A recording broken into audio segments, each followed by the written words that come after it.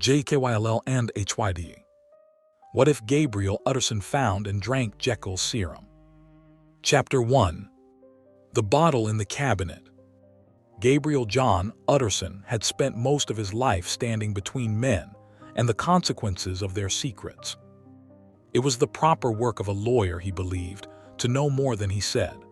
A client might confess an act that would destroy his standing, his marriage, or his liberty, and Utterson would receive it with the same grave expression he wore when discussing a will. A friend might stumble toward ruin, and Utterson would walk beside him without demanding that he explain every crooked step. He called this tolerance. Others called it loyalty. No one asked whether silence had ever begun to feel like cowardice.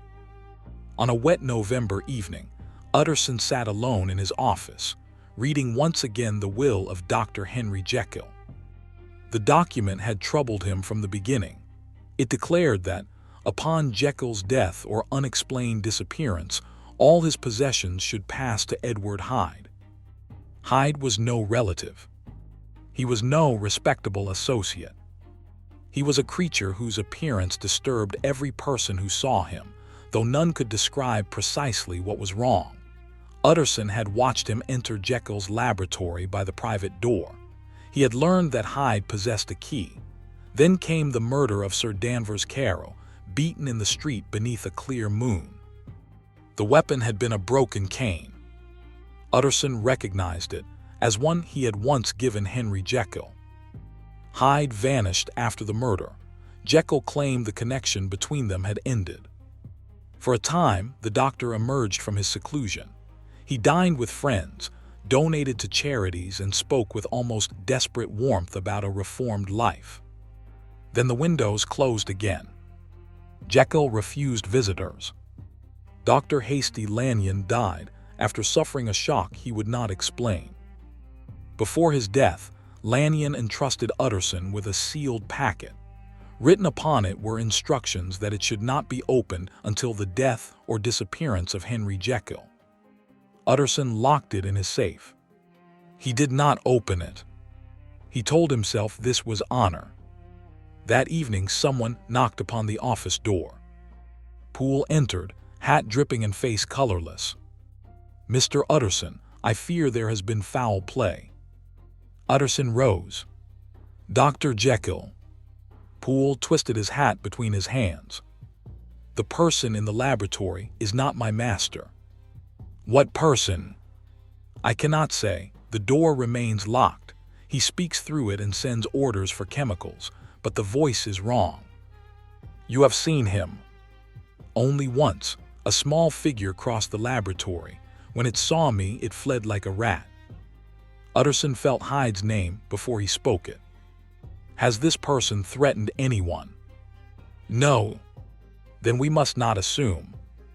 "Sir, I have served Dr. Jekyll 20 years. Poole's voice broke. "I know the sound of my master walking. This thing walks differently." Utterson looked toward the safe containing Lanyon's packet. Every instinct told him that Jekyll's secret had become dangerous. Yet another instinct, the one trained by decades of confidential rooms and lowered voices, urged patience. "Has the laboratory door been forced?" "No." "Then whoever is inside possesses the key. Or took it from a dead man." The rain struck the windows. Utterson put on his coat. They crossed London in silence.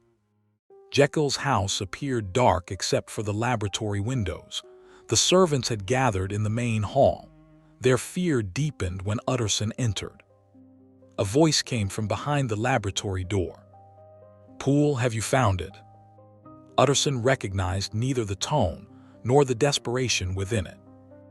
"Dr. Jekyll," he called, "this is Gabriel Utterson. I must see you." Silence. Then the voice answered. "Utterson, for God's sake, go away." "Open the door." "I cannot." "Then tell me who is with you." A low laugh came through the wood.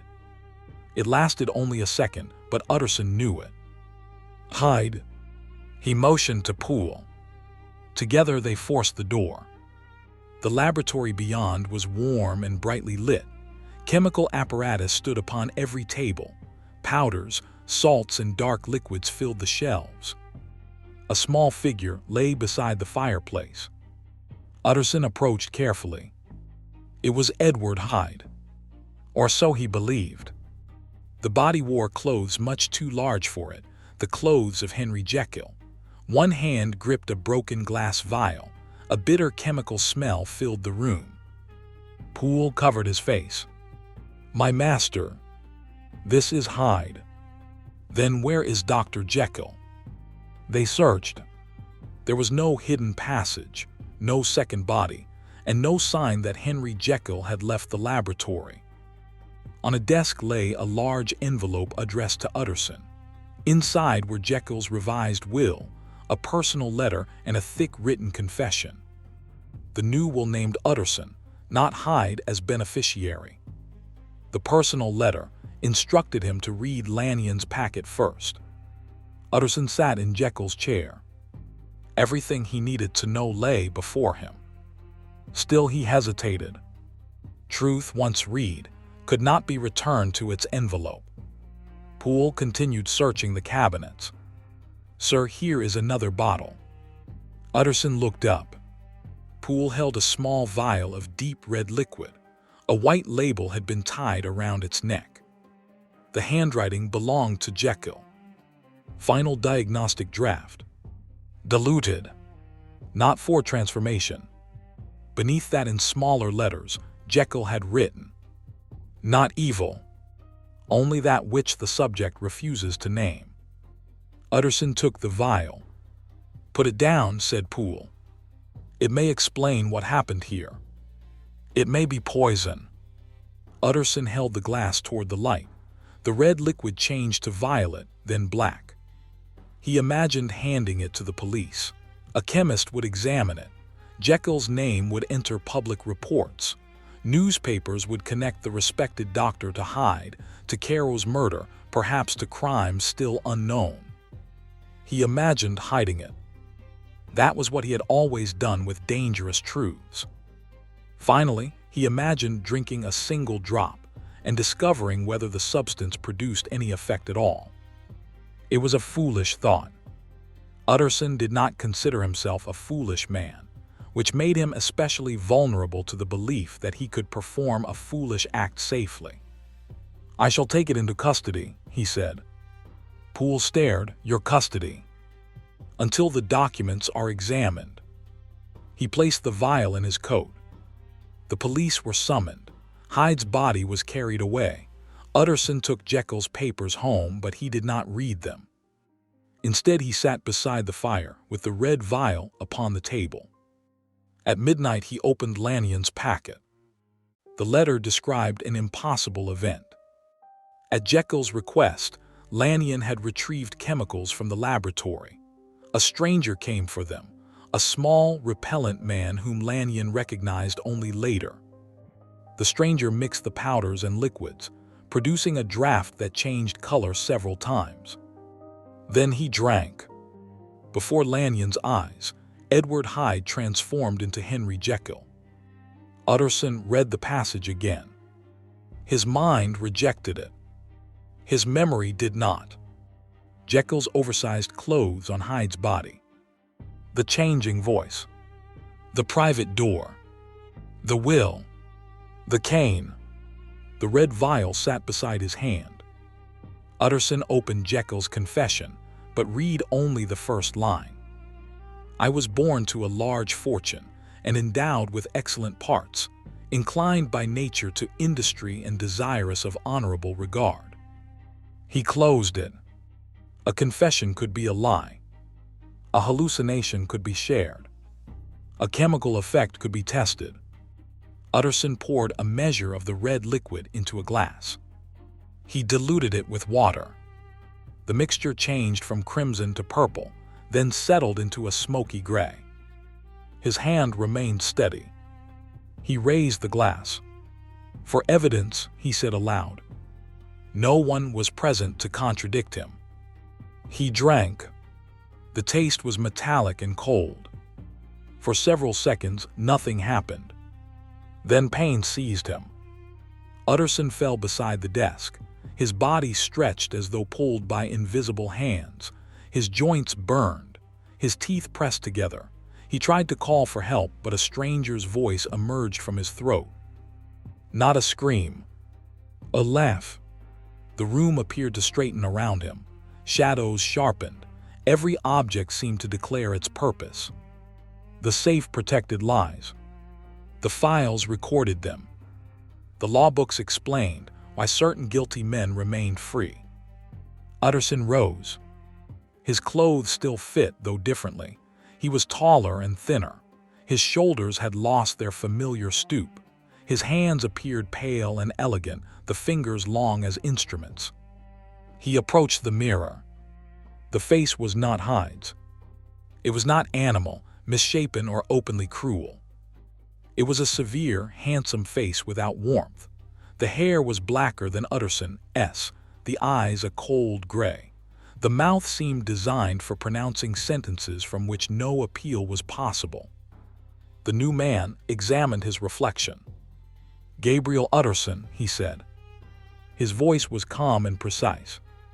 "How patiently you have waited for someone else to do what you knew was necessary." He opened the office safe. Utterson knew the combination. Therefore, so did he. Inside were confidential letters, sealed testimonies, and private agreements. The hidden history of respectable London lay before him. The man selected a file bearing the name Sir Joshua Bellairs. Years earlier, Bellairs had owned a factory where an unsafe boiler killed 6 workers. Utterson negotiated compensation for the families and prevented a scandal. The sum was legal. The silence was legal. Bellairs remained honored. The dead remained dead. The stranger placed the file beneath his arm. He found a black coat, buttoned it to the throat, and examined himself once more. "A name," he said. Every judgment required a signature. Upon Utterson's desk lay a brass weather vane that had once stood on his father's house. Its arrow turned whenever a draft crossed the office. The stranger touched it. "Vane." He smiled. It was not a pleasant smile, but neither was it Hyde's expression of appetite. It was the satisfaction of a man who had found the correct word. "Mr. Vane." He extinguished the lamp and entered the London night. Chapter 2. The second man in the mirror. Gabriel Utterson awoke in a churchyard. Dawn had not yet reached the city. Fog moved among the stones, and cold moisture covered his coat. He did not know how he had come there. His shoes were muddy. His right hand held a silver key he had never seen before. A black ribbon had been tied around his wrist. He stood slowly. The last thing he remembered was drinking JEKYLL's serum. Then pain. Then the mirror. A face surfaced in his memory, but it did not feel like something he had seen. It felt like something that had looked out through him. Utterson hurried home. His office safe stood open. Sir Joshua Bellairs's file was missing. On the desk rested a folded note. "You mistook settlement for justice." Beneath it appeared a single letter. V. A morning newspaper arrived at 7. The front page described a scandal at Bellairs' house. Shortly after midnight, servants heard their master speaking to an unidentified visitor. An hour later, Bellairs summoned the police and confessed to bribing an inspector before the factory explosion. He had produced letters proving the crime. The evidence had been locked in Utterson's safe. Utterson dropped the paper. Bellairs had been guilty. Utterson knew that. He had also known the evidence would probably fail in court. Witnesses had disappeared. The workers' families needed money more immediately than they needed an uncertain trial. The settlement had seemed practical. Yet he had never told the families about the bribe. He had decided for them. A knock came at the door. Inspector Newcomen entered, smiling with professional curiosity. "You represented Bellairs after the factory accident." I did. Did you know of the confession? No. Someone visited him last night. Tall fellow, black clothes, very proper voice. Utterson said nothing. Bellairs claims the man knew every private detail of the case. That is concerning. More concerning is this. Newcomen placed a sheet of paper upon the desk. It was a copy of a page from Utterson's confidential file. At the bottom, someone had written, "The law accepted a price. The dead did not." Any idea who wrote that? Asked Newcomen. No. It was not exactly a lie. Utterson had never seen Mr. Vane write. Newcomen glanced toward the open safe. Has anything been taken? Utterson closed it. Nothing relevant. That was a lie. The inspector departed. Utterson poured the remaining serum into the fire. The flames turned green. For a moment, a tall shadow appeared upon the wall. Then the fire returned to normal. That evening, Utterson read Jekyll's confession. The doctor described dividing his nature through chemical means. He wrote of the exhilaration of becoming Hyde and the horror of discovering that Hyde grew stronger each time he was used. But several pages near the end concerned a later experiment. The drug does not separate good from evil, Jekyll had written. Such words belong to sermons, not chemistry. It releases whatever identity the subject has denied most consistently. Hyde was not all my evil. He was my appetite without shame, my freedom without responsibility, and my cruelty without a witness. In another man, the result might be entirely different. Utterson stopped reading. A sound came from the mirror. Tap, tap, tap. His reflection stood on the other side, but its finger touched the glass independently. Utterson did not move. The reflection did. It straightened. Its features thinned. Mr. Vane appeared in the mirror. "You burned the bottle," Vane said. Utterson looked behind him. The room was empty. "You are not real." Jekyll told himself the same. "I will not allow another transformation. You allowed Bellairs to escape judgment for 9 years. I made the best legal arrangement available. You made the quietest arrangement. 6 families received compensation. And you received a fee." Utterson's jaw tightened. "I did my duty. Did you tell them everything?" The lawyer could not answer. Vane smiled. "The serum did not give me your knowledge, Gabriel. You did. Every fact I possess was hidden first by you." Utterson covered the mirror. The voice continued through the cloth. "There are others." The following night he did not sleep. At dawn, he discovered that 2 hours had vanished. A magistrate named Harcourt had confessed to accepting gifts in exchange for lenient sentences. Documents proving the payments appeared upon the steps of the courthouse. The newspapers celebrated the unknown visitor. The midnight judge proclaimed one headline. Another called him the Black Confessor. Letters appeared in the newspapers praising him. "If the courts protect the powerful," wrote one citizen, "perhaps justice requires a man who walks beyond them." Utterson felt disgust. He also felt satisfaction. Harcourt had been corrupt. That satisfaction frightened him more than the missing hours. He went to Jekyll's house. Poole admitted him reluctantly. "Dr. Jekyll is alive," Utterson said. Poole stared. "I saw Hyde's body. We saw a transformation, not necessarily a death." They entered the laboratory. The body had been removed, but a chemical stain remained upon the floor. Utterson searched the cabinets and found a hidden mechanism beneath the shelves. A narrow door opened. Henry Jekyll sat inside a small chamber. He looked gravely ill. His hands shook and his face seemed to change whenever the light flickered. "Utterson," he whispered, "you allowed us to believe you were dead. I hoped Hyde was. What did we find on the floor? A body the serum produced when neither identity could hold it. A husk. Jekyll looked at Utterson's face. You drank the diagnostic draft. Yes. Why? To learn the truth. No, you could have read it. Jekyll leaned closer.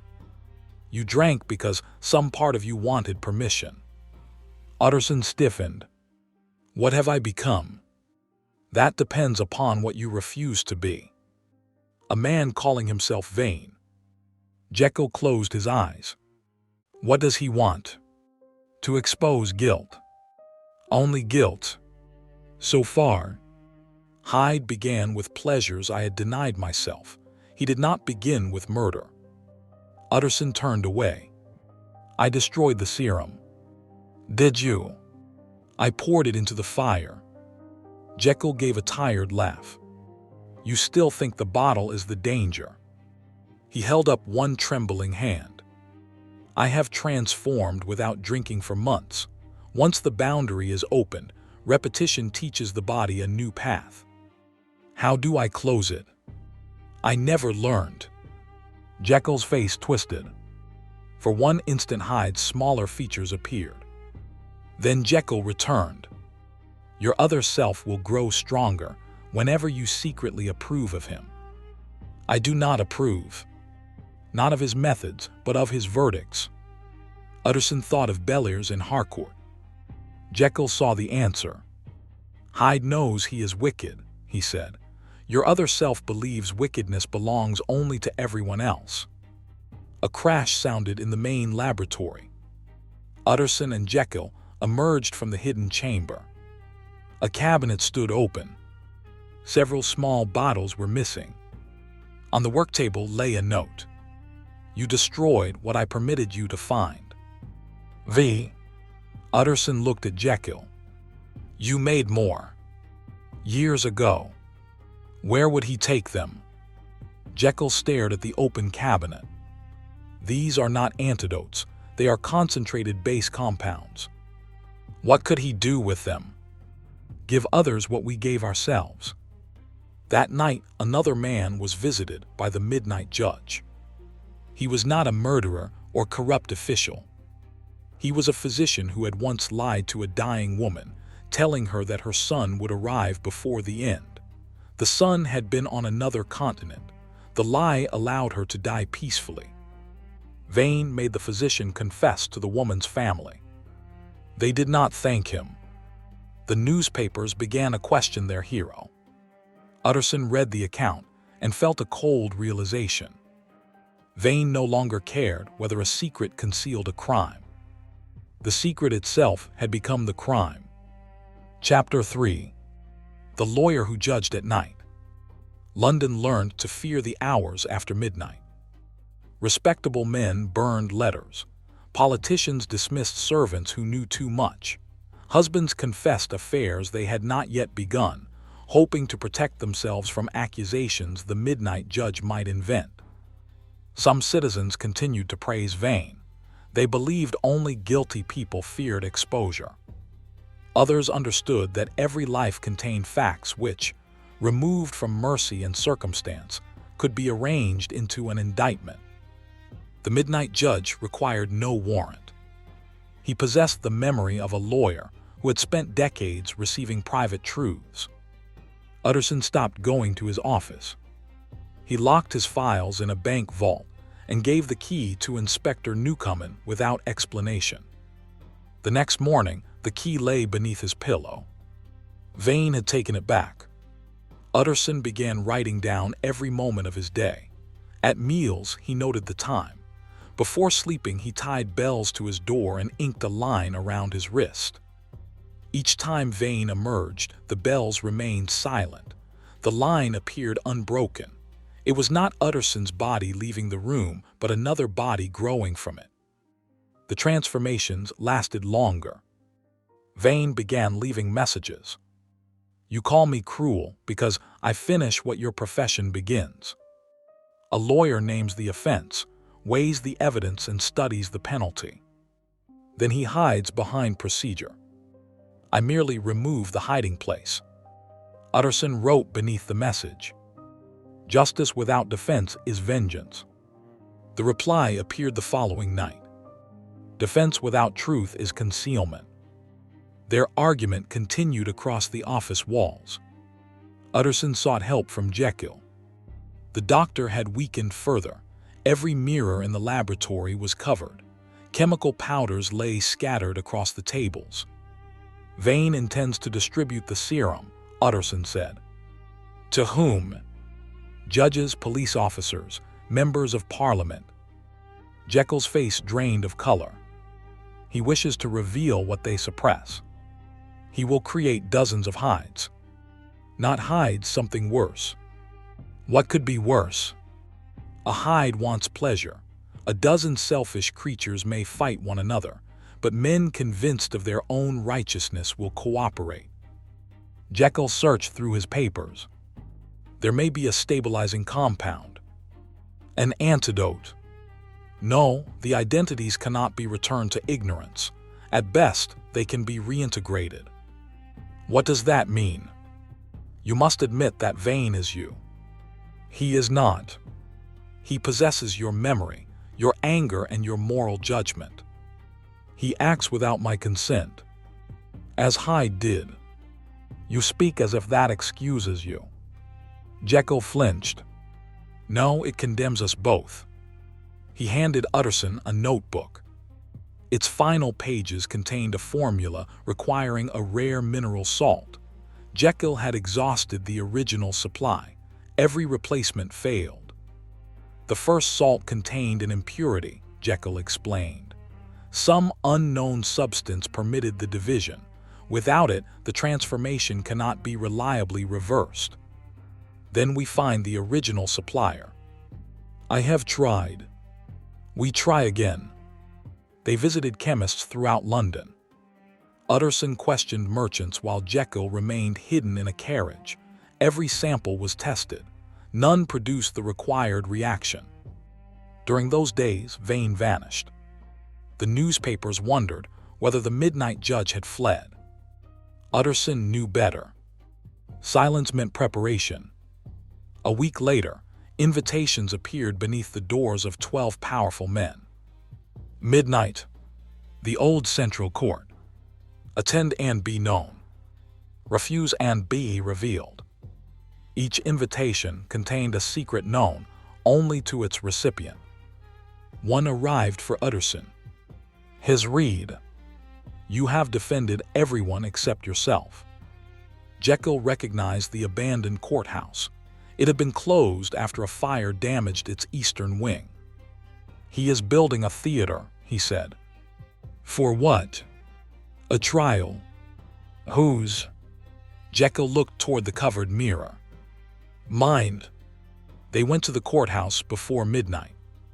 Fog surrounded the stone building. Its windows glowed from within. The 12 invited men had already arrived. Among them were a judge, a bishop, 2 industrialists, a police official, and several members of parliament. No one admitted why he had come. Inside, the old courtroom had been restored. Lamps burned along the walls. A black chair stood where the judge's bench had once been. Confidential documents filled the tables. The witnesses' gallery contained ordinary people, workers, servants, widows, and former prisoners. At midnight, the doors locked. Mr. Vane appeared. Utterson did not remember transforming. For the first time, however, his awareness did not disappear. He watched from somewhere behind Vane's eyes. Vane wore a perfectly cut black coat. His gray eyes moved across the room. "Gentlemen," he said, "you have mistaken secrecy for innocence." One industrialist tried the door. "It will open when the truth does." Vane called the first man forward. The accused was Lord Faversham, a politician who had accepted money to delay housing reforms. Vane produced letters proving the arrangement. Faversham denied them. Vane called his former secretary. The man confirmed the handwriting. Citizens in the gallery murmured. Vane pronounced him guilty, not under any statute, but under what he called the law before law. The sentence was public confession. When Faversham refused, copies of the letters dropped from the courthouse roof into the streets outside. The second defendant had committed no crime. Bishop Merivale had once lost his faith, but continued preaching to preserve the charities funded by his position. Vane accused him of spiritual fraud. The bishop replied, "The hungry were fed whether I believed or not. You spoke certainty while carrying doubt. I spoke hope. You lied. Perhaps, but my lie kept doors open through winter." Vane's expression did not change. Inside him, Utterson felt resistance. Context matters, he thought. Vane heard him. Context is the name cowards give to exceptions. The third defendant was a police official who had concealed evidence of an officer striking a prisoner. The fourth was a mother who had stolen medicine for her child. The official and the mother stood beneath the same cold gaze. Utterson struggled within. They are not the same. Every guilty person says his reason is unique. Vane replied silently. That is why judgment requires mercy. Mercy is corruption wearing perfume. At last Vane turned toward the rear door. "Bring in Dr. Henry Jekyll." Two attendants entered with Jekyll between them. One was pale and nervous. The other moved with unnerving stiffness. Utterson recognized them as minor court clerks from his own office. Vane had given them diluted serum. Their hidden selves had emerged, one a creature of absolute obedience, the other a man who regarded every order as an opportunity for advancement. "What have you done?" Jekyll asked. "Demonstrated your work. They may never return to themselves. Then they should not have hidden so much." Jekyll was placed in the defendant's box. Vane addressed the room. "Henry Jekyll stands accused of creating Edward Hyde, sheltering him, financing him, and allowing him to escape justice until murder made concealment inconvenient." Jekyll gripped the rail. "I plead guilty." The courtroom stirred. Vane appeared almost disappointed. "To which charge?" "All of them. You claim responsibility for the murder of Sir Danvers Caryll." "Yes." "For Hyde's other acts." "Yes." "Then you accept the sentence." Jekyll looked directly into Vane's eyes. "No." "Why?" "Because you have not yet stated it." "Death." The word entered the room quietly. Utterson fought against the body they shared. "No." Vane continued. "You gave Hyde another face so that Jekyll might remain honorable. You cannot now hide behind remorse." "I do not." "Then why resist?" "Because my death will satisfy you more than it will serve anyone I harmed." Vane descended from the bench. "You believe remorse erases blood." "No, I believe no punishment can restore Caryll. That is why punishment must not pretend to be restoration." "You fear death." "Of course." Vane leaned over the defendant's box. "A coward's final argument." Jekyll's body convulsed. His form shrank, his features darkened and twisted. Edward Hyde looked up. He smiled at Vane. "So," Hyde said, "the lawyer finally found a mask." Vane stepped back. Hyde laughed. "I wondered what was scratching inside that dry old skin. You are charged with murder. And you are delighted." "I feel nothing." "That is your favorite lie." Hyde gripped the rail. "I hurt men because I enjoy it. You hurt them because you need to call yourself good." Vane struck him. The courtroom gasped. Hyde touched the blood at his lip and grinned. "There you are." Utterson felt the blow in his own hand. Vane returned to the bench. "The defendant confirms his nature." "No," said Hyde, "I confirm yours." His body shifted again. Jekyll reappeared, gasping. "You cannot sentence me without sentencing yourself. I have killed no one. You are preparing to. I am justice. You are Gabriel Utterson's anger wearing a judge's coat." For the first time, Vane's composure broke. "Do not speak his name. Why, are you ashamed of the man who made you? He denied me, as I denied Hyde. He concealed guilt, as I concealed appetite. He is weak, and you need him to remain weak. Otherwise, you are only part of a man rather than a superior creature." Vane's face became rigid. He signaled to the attendants, "Prepare the final defendant." "Who?" asked Jekyll. The lamps went out. A single light appeared before an empty chair in the center of the courtroom. Vane looked toward it. Utterson felt every eye turn with him. "The final defendant," said Vane, "is Gabriel John Utterson." The room vanished. Chapter 4. Two monsters, one verdict. Utterson stood in a courtroom built from memory. Its walls were made from locked cabinets. Letters covered the floor like fallen leaves. The judge's bench rose so high that its top disappeared into darkness. Mr. Vane sat above him. No witnesses occupied the gallery, yet Utterson heard the breathing of everyone whose secrets he had kept. "You cannot try me," Utterson said. "I am you. Then you cannot judge impartially." Impartiality is another fiction lawyers use when they approve of the result. Vane opened a black book. "Gabriel John Utterson, you are charged with protecting reputation at the expense of truth. I protected legal confidence. You concealed Bellairs's bribe. I secured compensation for the families, without allowing them to choose whether justice mattered more than money." Utterson said nothing. "You suspected Hyde long before Caro's murder. I had no proof. You had fear. Fear is not evidence. It was enough to make you watch the door, not enough to make you warn anyone." Vane turned a page. "You received Jekyll's will, which rewarded a violent and unknown man. You believed Jekyll was being threatened." "Yes. Yet you did not contact the police." "Jekyll was my friend." "Exactly." The word echoed. Vane continued. "You call yourself tolerant.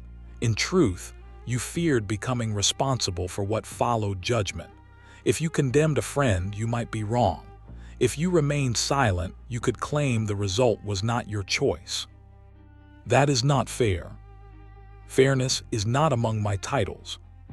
The phrase belonged to another story, another ruler, yet here it felt eternal. Every judge who placed himself above appeal eventually spoke it in some form. Utterson looked at the letters beneath his feet. "I was wrong about Bellairs. One confession. I should have pressed Jekyll sooner.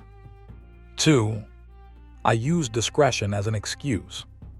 3. Vane closed the book. Then you plead guilty to some charges. There are no partial verdicts. Every honest verdict is partial. No court knows an entire human life. I know yours. No, you know only what I buried." Vane descended. "That is the truest part. It is a part. I am your judgment. Without patience. Patience allowed Hyde to kill. You are my anger. Anger recognizes wrong. You are my desire to punish. Punishment proves that wrong matters." Utterson met his eyes. "And you are afraid." Vane stopped. "Of what?" "That if a guilty person can change, your verdict is not the end of the story. People do not change. Then why do you exist? I was not always you. You always were. No, you are what my silence became." The courtroom trembled. Beyond it, in the physical world, Jekyll and Hyde continued shifting in the defendant's box. The invited men shouted. The witnesses tried the locked doors. Utterson sensed it all distantly. Vane raised one hand. Images appeared along the walls. Sir Joshua Belair signing the bribe. Harcourt accepting money. Jekyll preparing the first draft. Hyde striking Carol. The physician lying kindly to the dying woman. The mother stealing medicine. The bishop preaching hope he could not feel. You place all these acts on one scale, Utterson said. They are all deceptions. Then a surgeon's promise that pain will soon end is equal to a murderer's alibi. A lie is a lie. No, that is the argument of a child or a tyrant. Vane's eyes narrowed. Truth requires no mercy. Human beings do. Mercy weakens law. Without mercy, law becomes your appetite. I have no appetite. You enjoy being right. The word struck. Vane's face changed. For an instant, Utterson saw not an inhuman judge, but himself during countless private conversations, silently superior, privately condemning, pleased that another man's failure confirmed his own discipline. Vane was not free of appetite. His appetite was moral certainty. Utterson stepped closer. You accuse Jekyll of giving his cruelty another name. He did, and I gave mine yours. Vane backed away. You deny me. No. The answer stopped him. Utterson continued. I have denied you all my life. That is why you grew without proportion. I refused to admit anger because I wished to appear tolerant. I refused judgment because I feared error. I hid behind professional silence. Vane's form flickered. But I will not deny you now. You surrender. I accept that you are mine. The walls cracked. Vane seized the black book. Then accept the sentence. No.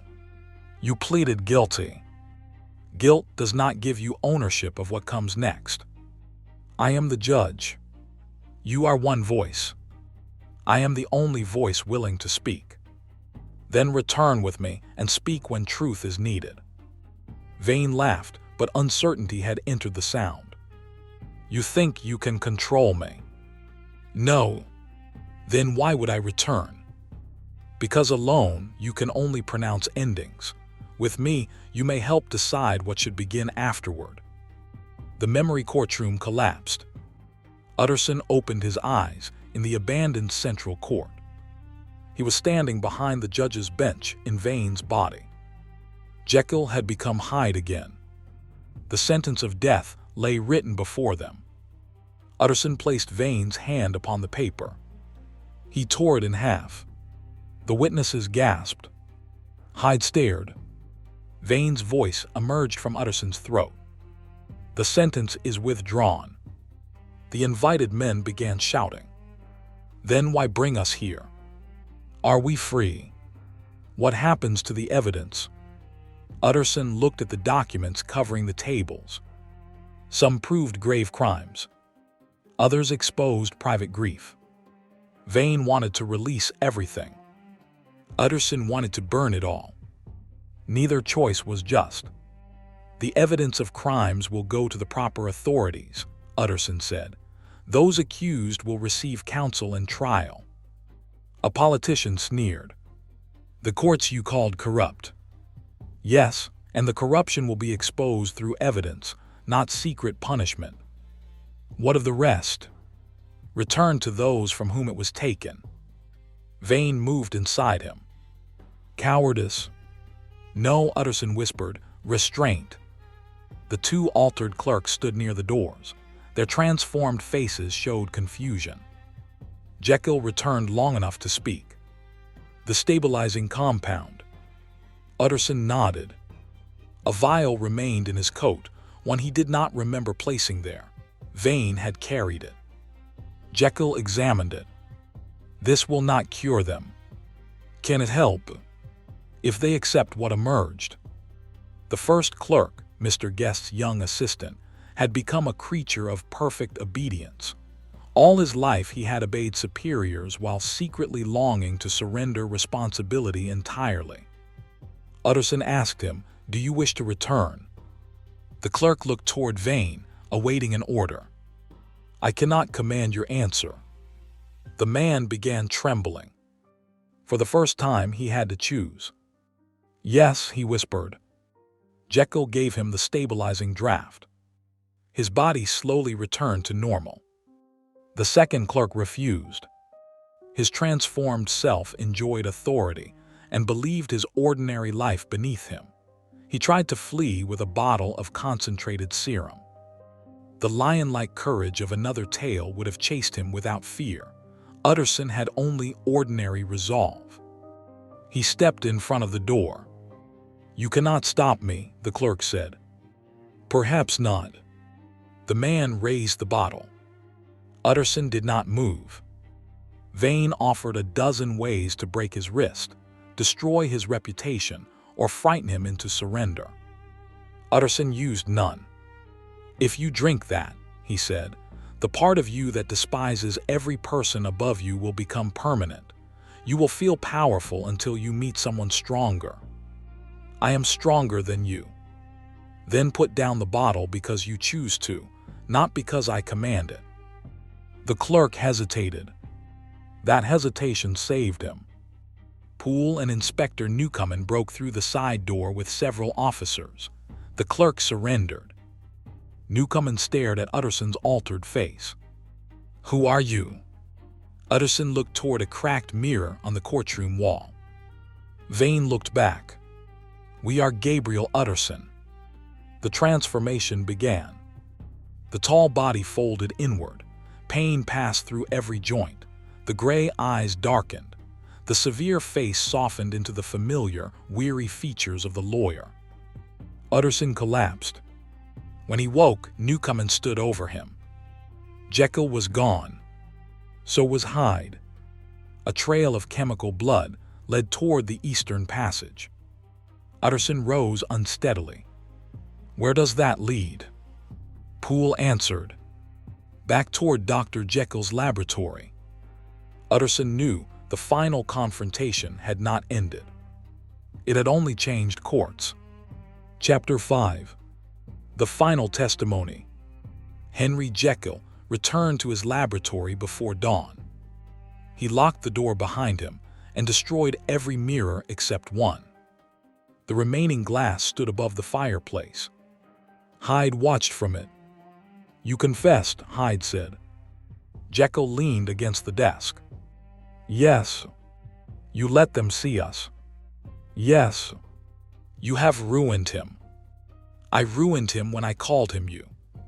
Hyde smiled. "We can still leave. There is nowhere to go. There are ships. The police will watch the ports. Then kill whoever watches." Jekyll looked at his own hands. They were growing smaller. "I will not." "You say that because I am not holding the knife yet." Jekyll found the last complete dose of serum. Beside it lay the stabilizing mixture. One would allow Hyde full control. The other might merge them or kill them both. Footsteps entered the courtyard. Utterson had come. Jekyll did not lock the inner door. The lawyer entered alone. His face appeared ordinary, but something in his posture had changed. He no longer seemed to be withholding a verdict. He seemed to be considering one. "You withdrew the sentence," Jekyll said. "Yes." "Vane allowed that." "No, we decided it." Jekyll almost smiled. "You succeeded where I failed." "Not yet." Utterson saw the two bottles. "Which is which?" "Does it matter?" "Yes." Jekyll pointed. "Hyde is in the red, integration in the clear." "Will the clear one work?" "I do not know." "Then do not drink either." "My body transforms without permission.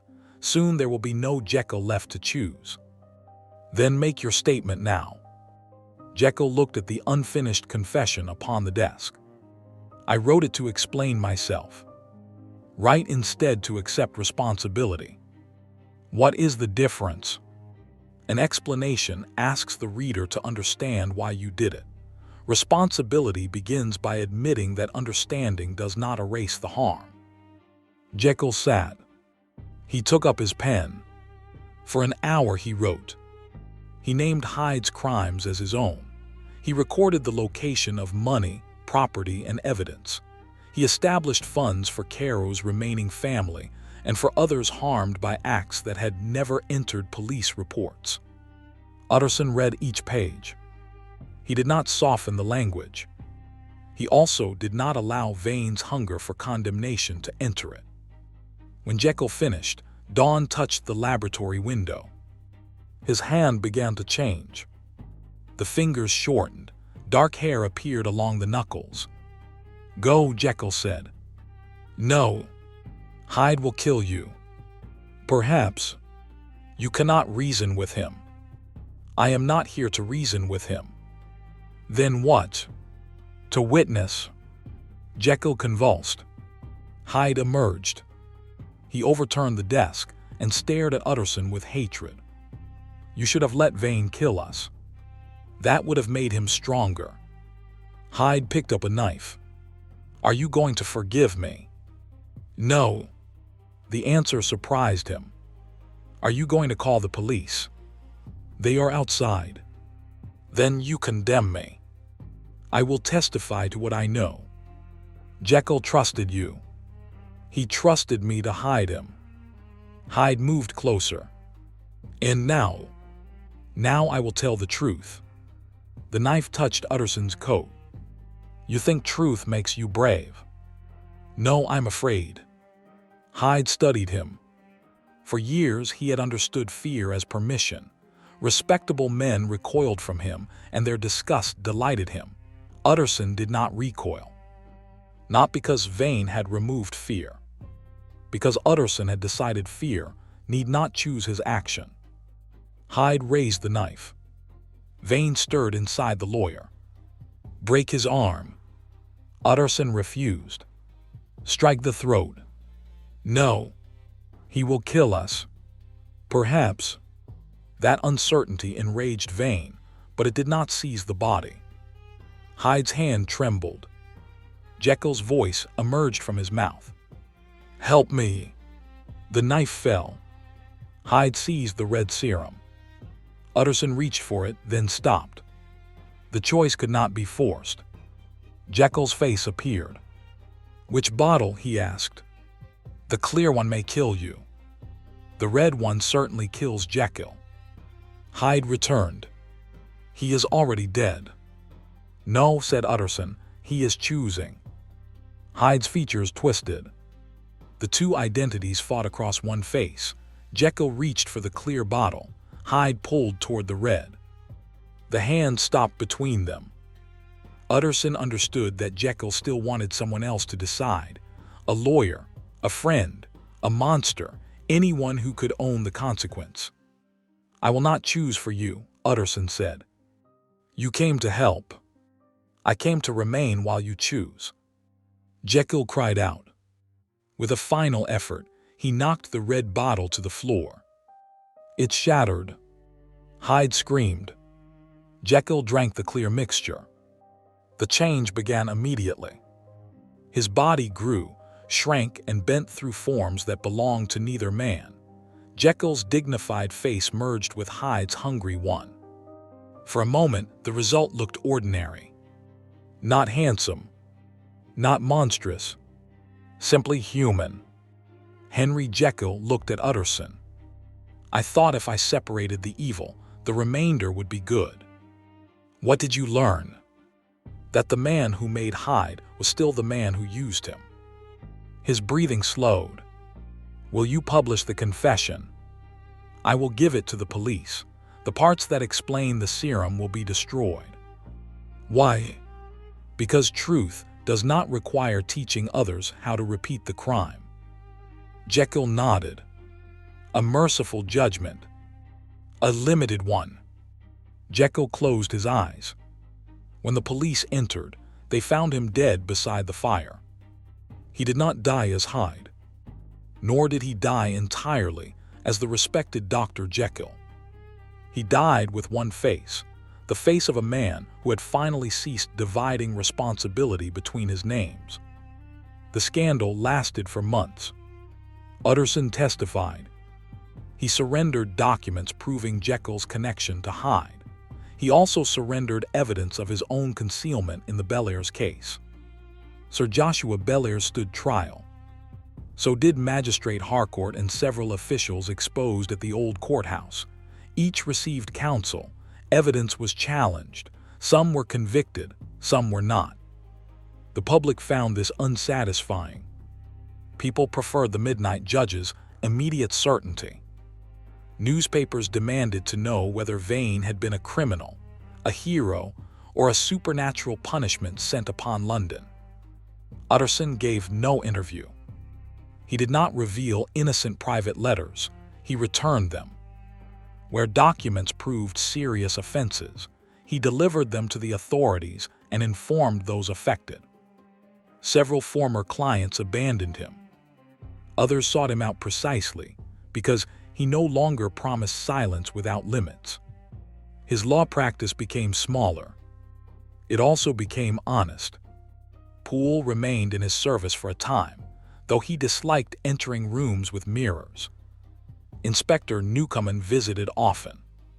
"Do you still see him?" the inspector once asked. Utterson knew whom he meant. "Sometimes." "Can he take control?" "Possibly." "That does not trouble you." "It troubles me greatly." Newcomen waited. Utterson added, "Fear is information, not instruction." The inspector smiled. "That sounds like something a judge would say." "A lawyer, I hope." Years passed. London forgot the midnight judge in the way cities forget everything they once swore never to forget. New scandals replaced old ones. New secrets entered locked cabinets. Utterson grew older. He remained severe but not silent. When a friend drifted toward harm, he spoke before loyalty became concealment. When anger rose, he named it before it could call itself justice. He sometimes judged unfairly. He apologized. He sometimes remained quiet when he should have spoken. He corrected himself. Integration proved less dramatic than transformation. There was no single potion for it. It occurred through thousands of choices, most of them too small to interest a newspaper. One winter evening, Utterson sat before the same mirror in which Vane had first appeared. The brass whether Vane rested upon his desk. Outside, snow softened the streets. Utterson studied his reflection. For a long time, nothing happened. Then the reflected eyes turned gray. Mr. Vane stood behind the glass. "A man you defended today was guilty," Vane said. "The evidence was insufficient." "You believed him guilty?" "Yes." "And you defended him?" "I ensured that the accusation was tested." "He may escape punishment." "He may." "Does that not anger you?" "It does." "Then let me act." "No." "You still deny me." Utterson shook his head. "I am listening." Vane appeared uncertain. "What do you hear?" "That my anger may be warning me of a real wrong." "Then obey it." "No, I will investigate further. I will speak honestly. I will not turn suspicion into a sentence." "You have become weak." "Perhaps." "You have become indecisive." "Frequently." "You will make mistakes." "Certainly." Vane placed one hand against the inner surface of the mirror. Utterson placed his own against the outer glass. Their hands aligned. "You are not the judge," Utterson said. Vane's mouth curved faintly. "Neither are you." The reflection returned to normal. Utterson lowered his hand. On the desk beside him lay the last page of Jekyll's confession. One line had been left unfinished. "Man is not truly one, but..." Utterson took up his pen. He did not write to. That had been Jekyll's mistake. Instead, he completed the sentence. Man is not truly one, but neither can he escape responsibility by giving each of his voices a different name. He signed beneath it, Gabriel John Utterson. The signature contained no V. Yet when the wind moved outside, the brass vane turned upon the desk. Utterson watched it change direction. He no longer feared that movement meant the arrival of another man. A conscience, like a weather vane, was useful because it moved. The danger came when one mistook its direction for the whole sky. Jekyll had tried to become good by separating himself from temptation. Utterson had tried to become merciful by separating himself from judgment. Both had created men who carried what their makers refused to own. Hyde committed evil without needing to call it good. Vane committed cruelty because he could not imagine justice existing without him. In the end, neither Serum had created a monster. It had only given a name, a face, and a body to what silence had allowed to grow without proportion. Utterson extinguished the lamp. Before leaving the office, he looked once more into the dark mirror. His reflection looked back. It did not smile first. It did not speak. But its eyes remained open, watchful and entirely his own.